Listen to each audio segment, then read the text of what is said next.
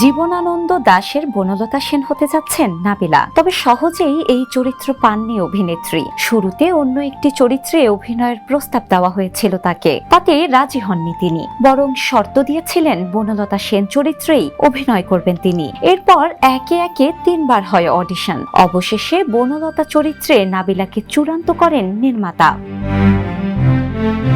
নাবিলার বনলতা সেন হওয়ার তথ্য প্রকাশ্যে আসার পর থেকে জীবনানন্দ ভক্তদের মনে নানান জল্পনা কল্পনা। কেমন দেখতে হবে জীবনানন্দ দাশের কাল্পনিক এই চরিত্র?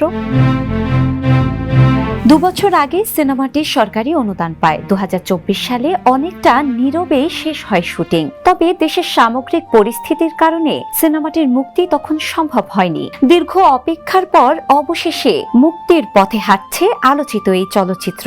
জানা গেছে আসন্ন নতুন বছরের ঈদ উল ফিতরকে সামনে রেখে সিনেমাটি মুক্তির প্রস্তুতি নিচ্ছেন নির্মাতা। ইতোমধ্যে প্রচারণা ও অন্যান্য আনুষ্ঠানিক কাজ শুরু হয়ে গেছে।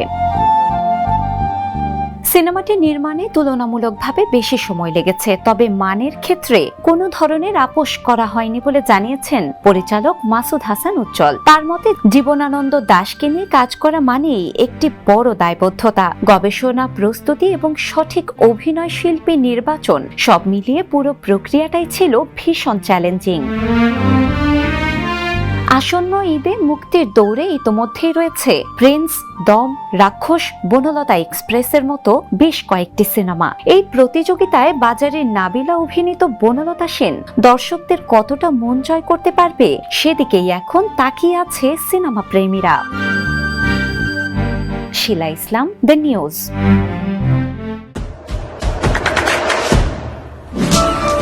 দেশে দেশে সবার সাথে, দ্য নিউজ।